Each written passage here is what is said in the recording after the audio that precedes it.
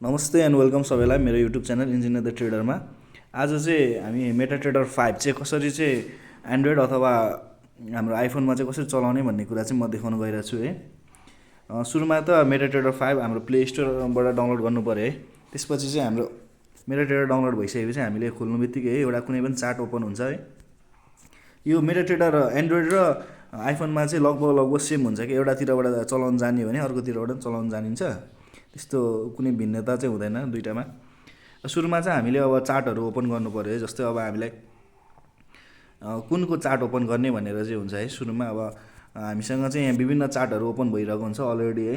यहाँ खोल्नु बित्तिकै इन्स्टल गर्नु बित्तिकै यहाँ चार्टहरू ओपन भएको हुन्छ। अब जस्तै हामीलाई अब यहाँ अहिले एड गरेको भनेको गोल्डको युरो युएसडी जेपिपी जेपिवाई छ है। त्यसपछि यहाँनिर यो प्लसको सिम्बलमा जाने, प्लसको सिम्बलमा गइसकेपछि चाहिँ हाम्रो चाहिँ अब यहाँनिर कुनको चार्ट चाहिँ चाहिएको छ हामीलाई। जस्तै अब मलाई युएसडी जेपिवाई युएसडी जेपिवाई गर्ने हाम्रो चाहिँ यो सिम्बल चाहिँ एड हुन्छ क्या। यो सिम्बल एड भइसकेपछि हामीले चाहिँ यो सिम्बललाई चाहिँ ओपन गर्न सक्यो है। अनि यहाँ थिचेर त्यसपछि क्लिक गरेपछि है चार्टलाई ओपन गरेँ है। युएसडीको चार्ट ओपन हुन्छ है। युएसडीको चार्ट ओपन भइसकेपछि हामीले यसमा चाहिँ के गर्न सक्छ भन्दा यो चाहिँ कर्सर हुन्छ, यो कर्सर मुभ गर्न सकिन्छ है। त्यसपछि भनेको हामीले यहाँनिर इन्डिकेटरहरू पनि एड गर्न सकिन्छ। इन्डिकेटरको साइन चाहिँ इन्डिकेटरहरू एड गर्न सकिन्छ। जस्तै अब मुभिङ एभरेज एड गर्नु पऱ्यो भने यहाँनिर हामीले सेटिङ मिलाएर चाहिँ डन गऱ्यो भने इन्डिकेटरहरू चाहिँ एड हुन्छ, मुभिङ एभरेज एड भयो है। त्यस्तै अरू पनि एड हुन्छ है। अब जस्तै मलाई आरएसआई एड गर्नु पऱ्यो, आरएसआई एड गर्नु पऱ्यो भने यहाँनिर सेटिङहरू मिलाएर त्यसपछि आरएसआई पनि हामीले एड गर्न सकिन्छ है। यसरी चाहिँ यहाँनिर मेटाट्रेडरमा पनि ट्रेडिङ भ्यूको जस्तै इन्डिकेटरहरू नि एड गर्न सकिन्छ है। यो इन्डिकेटरलाई डिलिट गर्नु छ भने यहाँनिर गएर डिलिट गर्दा पनि हुन्छ, इन्डिकेटर डिलिट हुन्छ। त्यसपछि भनेको अर्को फिचर भनेको यहाँनिर छेउमा छ हाम्रो। अब यहाँनिर मलाई युएसडी जेपिवाईको चार्ट खोलिरहेको छ है। त्यसपछि मलाई चार्ट चेन्ज गर्नु पऱ्यो भने मैले अर्को कुन चाहिँ एड गरेको छ गोल्डको एक्सयुएसडी गोल्डको चार्टमा चेन्ज गरेँ। यसरी यहाँनिर इन्स्ट्यान्ट चेन्ज गर्नु पनि सकिन्छ। युरो युएसडीको चेन्ज भयो, जिपिपी जेपिवाई यसरी चेन्ज गर्न सकिन्छ है। मल्टिपल विन्डो पनि ओपन गर्न सकिन्छ। अहिले जिपिपी जेपिवाईको खोलिरहेको बेलामा अर्को विन्डो पनि एड गर्न सकिन्छ है। यहाँनिर युरो युएसडीको विन्डो चाहिँ एड भएको छ है। यसरी चाहिँ हामीले विन्डोहरू पनि डिफ्रेन्ट विन्डोहरू पनि एड गर्न सक्छौँ है। अब भनेको हामीले यहाँनिर भनेको अब अहिले त डेमो एकाउन्ट चलिरहेको छ है। यहाँ मेटाट्रेडर 5ले दिएको डेमो एकाउन्ट चलिरहेछ। हामीले चाहिँ अब नयाँ एकाउन्ट एड गर्नु पऱ्यो भने चाहिँ हामी यहाँ माथिको यो 3वटा सिम्बल भएको लेफ्ट कर्नरमा 3वटा सिम्बल भएको जान्छौँ। त्यसपछि म्यानेज एकाउन्टमा गएर यहाँनिर त प्लसको साइन छ, प्लसमा गएर हामी चाहिँ एड गर्न सक्छौँ। जस्तै अब कुन ब्रोकर हो हामीले चाहिँ सर्च गर्नुपर्छ।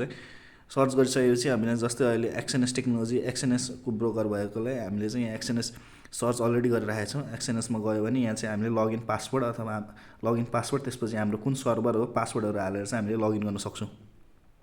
यसरी चाहिँ हामीले आफ्नो ब्रोकर एकाउन्टसँग चाहिँ कनेक्ट गर्न सक्छौँ मेटाट्रेडर 5मा मोबाइलबाट चाहिँ।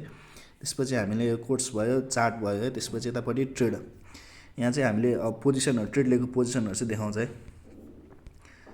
अब यहाँनिर हामीलाई यो 15 मिनटको चार्ट अहिले जिबिपी जेपिवाई M15 छ, यो 15 मिनटको चार्ट हो। त्यसपछि हामीले चेन्ज गर्नु पऱ्यो, चार्टलाई चेन्ज गर्नु पऱ्यो भने हामीले चार्टमा क्लिक गऱ्यौँ भने यहाँनिर टाइम फ्रेम चाहिँ चेन्ज हुन्छ है। यसरी चाहिँ डिफ्रेन्ट टाइम फ्रेमको चार्टहरू चाहिँ आउँछ है। त्यसपछि हामीले यहाँ ट्रेड लिनु पऱ्यो भने यता राइट ह्यान्ड साइडको कर्नरमा चाहिँ एउटा प्लस सिम्बल छ। प्लस सिम्बलमा गएर चाहिँ यहाँ इन्स्ट्यान्ट एक्जिक्युसन भन्ने देखाइरहेछ माथिपट्टि। यहाँदेखि चाहिँ हामीले बाई अथवा सेल गर्न सक्छौँ। यो भनेको यतापट्टि यहाँ 0.06 0.05 यो भनेको चाहिँ हाम्रो लट साइज हुन्छ। अहिले 0.03 0.02 है। डेमोको लागि हामी अहिलेको लागि बाई गर्छौँ है। यो यता तलपट्टि बाई छ, बाई गरिसकेपछि हाम्रो चाहिँ यहाँनिर अर्डर चाहिँ प्लेस हुन्छ। अर्डर प्लेस भइसकेको कुरा चाहिँ यो ट्रेडमा आएर बस्छ है। ट्रेडमा आएर बस्छ अनि हामीले यो अर्डरमा मोडिफाई गर्नु पऱ्यो, हामीलाई स्टप लस लगाउनु पऱ्यो, टेक प्रफिट लगाउनु पऱ्यो भने हामीले चाहिँ यो यसलाई चाहिँ क्लिक गरिराखौँ। एकछिन क्लिक गरिसकेपछि हाम्रो चाहिँ यहाँ क्लोज पोजिसन भनेर आउँछ अनि मोडिफाई पोजिसन भनेर आउँछ है। हामी यो मोडिफाई पोजिसनमा गयौँ भने यहाँनिर एसएल कति राख्ने, टिपी कति राख्ने। एसएल भनेको हाम्रो स्टप लस हुन्छ, टिपी भनेको टेक प्रफिट हुन्छ है। हामीले स्टप लस कतिमा राख्ने भनेर चाहिँ यहाँनिर हामी राख्न सक्छौँ है। अनि टेक प्रफिट कतिमा राख्ने भनेर चाहिँ हामीले राखेर चाहिँ हामी त्यसपछि मोडिफाई गर्न सक्छौँ। अहिले भनेको 160मा चाहिँ हामी एसएल राखौँ। अनि त्यसपछि टिपी भनेको चाहिँ हाम्रो 162मा टिपी राखेर चाहिँ हामी मोडिफाई गर्न सक्छौँ। यसरी मोडिफाई भयो है। हाम्रो एसएल र टिपी चाहिँ प्लेस भयो। यो कुरा चाहिँ हाम्रो यहाँनिर चार्टमा पनि देखिन्छ, हाम्रो एसएल कहाँ छ टिपी कहाँ छ भनेर चाहिँ हाम्रो चार्टमा पनि हेर्न सकिन्छ। यसरी चार्टमा आएको हुन्छ है। यो कुरा ट्रेडमा छ है।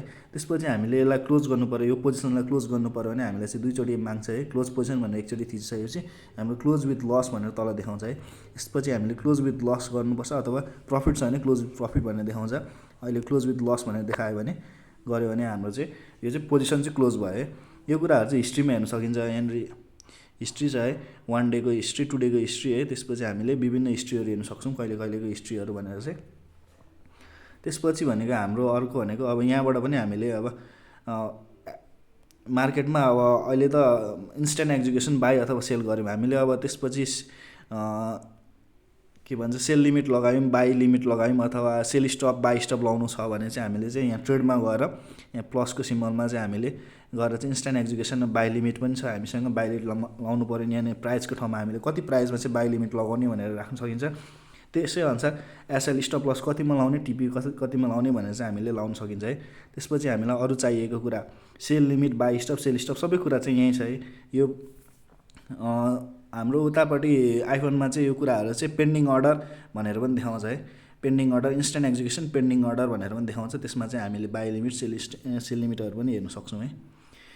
यो थियो कसरी चलाउने भनेर है। त्यसपछि हामीले यहाँ चार्ट चेन्ज गर्नु पऱ्यो भने सजिलो छ। हामीलाई यहाँ चार्टमा चेन्ज गरेको बेलामा यहीँदेखि चार्टबाट पनि हामीले ट्रेड लिन सक्छौँ अथवा हामी ट्रेडमा आएर ट्रेड लिन पनि सक्छौँ है। यो थियो बेसिक कुरा कसरी मेटाट्रेडर 5 चाहिँ मोबाइलमा चलाउने भनेर। Thank you for watching.